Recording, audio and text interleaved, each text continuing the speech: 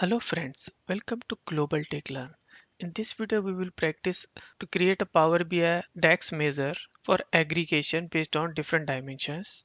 The question is, you have a Power BI data model that contains the following three tables, and there we can see we have sales, date and product tables. The sales table is related to the date and product tables by using many to one relationship. The sales table contains a column named total sales amount. You need to create a measure named total sales that can be used in visuals to aggregate total sales amount by product or by date. What should you use? So now let's try to understand the question. So question says in Power BI data model we have three tables: sales, date and product. And product and date tables are dimension and sales is the fact table, and under sales table we have measure called total sales amount.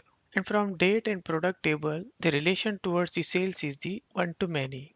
And now we have to create a new measure called total sales amount. And that measure should be able to aggregate the total sales value for dimension, date and product. So now let's look at the options. So the first option is total sales equals to all sales total sales amount. Here the all case will not work as we want to filter the data based on date or product dimension. So this is not the correct option. Then the next option is calculate total sales. So here it is given just calculate, but what is the aggregation function required, that is not given here. So this option will not work. Then third option is max, and here we don't want max over here because the given measure name is total sales amount. So that means we need sum of the sales amount, not the maximum value only. So this is also incorrect option. And the last option is sum of the total sales amounts. So that seems to be correct answer as we are looking for some aggregation. So let's try this function in Power BI. So here in Power BI desktop we have three tables. In center we have sales table, and then we have date table and product table. And we can see from product and date table we have one to many relationship towards the sales table. And under sales table we have total sales amount field. So let's look at in the data, and here we can see we have total sales amount. And now let's try to create a new measure using this total sales amount. So for that, let's right click on the sales table and create a new measure.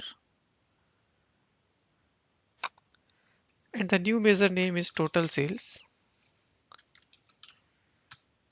And function is the sum. And sum should be come from sales table. So let's provide the fact sales table. And from sales table, we have to select the total sales amount. And that's it. Now we have total sales measure. Now let's try to create one matrix for this measure. So here in visual pane, we can add one matrix visual. And here let's add one dimension from date table. So let's select the calendar year. And from sales table, we can select the total sales measure that we just created. And here we can see we are getting data for 2018 and 2019 year. And now let's try to add product as well. And from product, let's add product category. And let's move it to the rows.